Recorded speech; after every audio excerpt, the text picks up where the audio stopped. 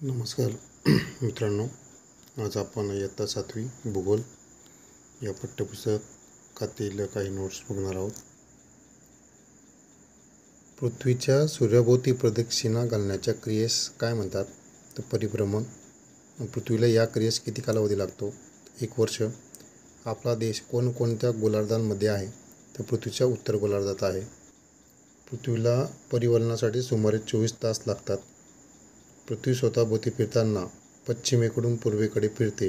यावर प्रश्न विचारला जाण्याची शक्यता आहे की पृथ्वी स्वतःभोवती फिरताना पश्चिमेकडून पूर्वेकडे फिरते. पाठ क्रमांक 2. सूर्य, चंद्र व पृथ्वी. तर चंद्राच्या परिभ्रमण व परिवलन गतीचा कालावधी कसा असतो? तर तो सारखाच असतो. उपभू स्थिती म्हणजे काय आणि अपभू स्थिती म्हणजे काय? जेव्हा तो चंद्र पृथ्वीच्या जास्तीत जास्त जवळ असतो त्या स्थितीस उपभू स्थिती म्हणतात. आणि तो जेव्हा म्हणजे चंद्र पृथ्वीपासून जास्तीत जास्त दूर असतो तेव्हा ती चंद्राची अपभू स्थिती असते. यात आपणास आकृतीमध्ये दिसते चंद्राची स्थिती की पृथ्वीपासून चंद्र ज्यावेळेस जवळ आहे ती आहे ती उपभू स्थिती. यात आपल्याला अंदाज दिसते सुमारे 3,56,000 किलोमीटर. तर अपभू स्थिती म्हणजे चंद्र ज्यावेळेस जास्तीत जास्त दूर असतो ती अपभू स्थिती सुमारे 4,07,000 किलोमीटर. कारण पृथ्वीप्रमाणेच चंद्राची परिभ्रमण कक्षा ही लंबवर्तुळाकार आहे. चंद्राची परिभ्रमण कक्षा पृथ्वीच्या परिभ्रमण कक्षेशी सुमारे 5 अंशाचा कोन करते. किती अंशाचा कोन करते? चंद्राची परिभ्रमण कक्षा पृथ्वीच्या परिभ्रमण कक्षेशी सुमारे 5 अंशाचा. चंद्र प्रत्येक परिभ्रमणादरम्यान पृथ्वीच्या परिभ्रमण प्रतलाला किती वेळा छेदतो? तर 2 वेळा. प्रत्येक अमावस्येला सूर्य, चंद्र आणि पृथ्वी यांना जोडणाऱ्या रेषेत किती अंशाचा कोन असतो? तर 0 अंशाचा कोन असतो अमावस्येला. तर तो पौर्णिमेला तो 180 अंशाचा असतो. खग्रा सूर्यग्रहण म्हणजे काय? पृथ्वीवरील ज्या भागात दाट सावली असते तेथून सूर्य पूर्णपणे झाकलेला दिसतो. ही स्थिती म्हणजेच खग्रा सूर्यग्रहण होय. ही आकृती खग्रा सूर्यग्रहणाची आहे. तर यात खंडग्रास ग्रहण यात ज्या सूर्यबिंबाचा त्या विरळ छायेतील भागातून सूर्यबिंबाचा काही भाग दिसतो तेव्हा सूर्यबिंब अक्षरशः अंशतः ग्रासलेले दिसतं. या आकृतीत आपण बघतोय खंडग्रास. ती स्थिती खंडग्रास सूर्यग्रहणाची असते.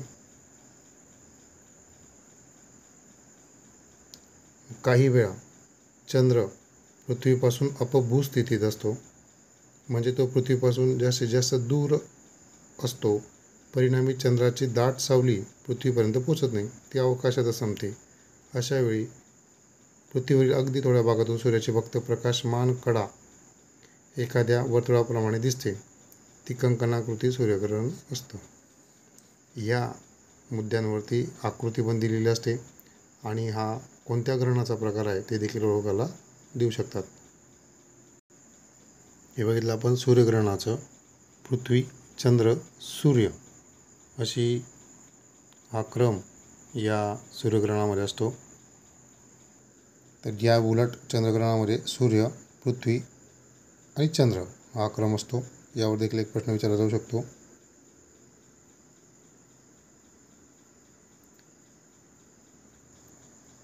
सूर्यग्रहणाचे वैशिष्ट्ये. सूर्यग्रहण अमावस्येला होते पण प्रत्येक अमावस्येला होत नाही.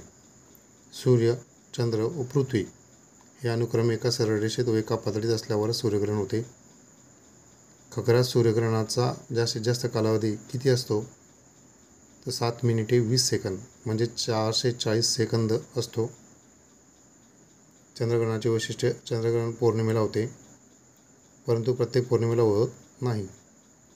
सूर्य, पृथ्वी व चंद्र हे अनुक्रमे एका सरळ रेषेत व एका पातळीत असल्यावर चंद्रग्रहण होते. यावर प्रश्न विचारला जाऊ शकतो. सूर्य, पृथ्वी व चंद्र हे अनुक्रमे एका सरळ रेषेत व एका पातळीत असल्यावर कोणते ग्रहण होते?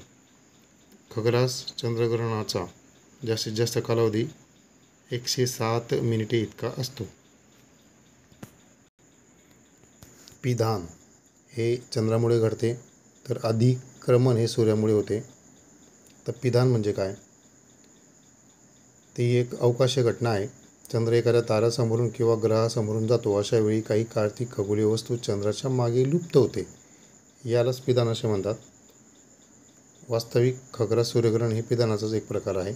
यावेळी चंद्रामुळे सूर्यबिंब झाकले जाते. अधिक्रमण म्हणजे काय? तर ट्रान्सिट म्हणजे काय? तर पृथ्वी आणि सूर्य यांच्या रेषेत बुध किंवा शुक्र यापैकी एखादा अंतर्ग्रह आला तर अधिक्रमण होते. अशावेळी सूर्यबिंबावरून एक काळा ठिपका सरकताना दिसतो. ग्रहण व अधिक्रमण यात फारसा फरक नाही. अधिक्रमण हे एक प्रकारचे सूर्यग्रहणच असते.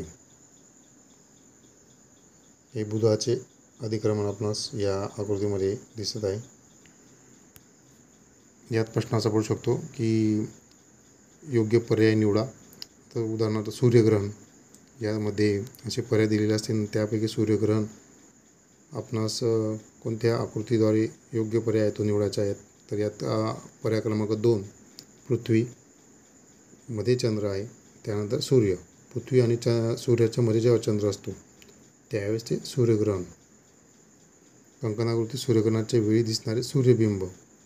कंकणाकृती सूर्यग्रहणाच्या वेळी पर्याय क्रमांक आ आपणास दिसते ते कंकणाकृती सूर्यग्रहणाच्या वेळी दिसणारे सूर्यबिंब आहे. तर चंद्राची अपभू स्थिती म्हणजे काय? अपभू स्थिती म्हणजे काय? तर चंद्र हा पृथ्वीपासून लांब अंतरावर असेल त्यावेळेस ती अपभू. उपभू म्हणजे जवळ. या पर्यायात आपल्याला ही उपभू स्थिती दिसते, पण ही अपभू आहे. पृथ्वीपासून चंद्र हा जास्तीत जास्त अंतरावर असतो, ती असते अपभू स्थिती. म्हणून पर्याय क्रमांक अ हा बरोबर आहे. तर चंद्रग्रहण तिथी, दिवस, पौर्णिमा असते. सूर्यग्रहण अमावस्या. स्थिती चंद्रग्रहणात चंद्र, पृथ्वी आणि सूर्य.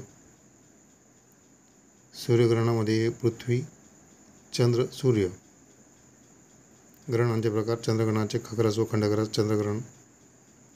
सूर्यग्रहणात खग्रास, खंडग्रास व कंकणाकृती सूर्यग्रहण. खग्राचा जास्तीत जास्त कालावधी चंद्रग्रहणामध्ये 107 मिनिटे असतो. सूर्यग्रहणामध्ये 7 मिनिटे 20 सेकंद म्हणजेच 440 सेकंद हा देखील पर्याय इथे विचारला जाऊ शकतो.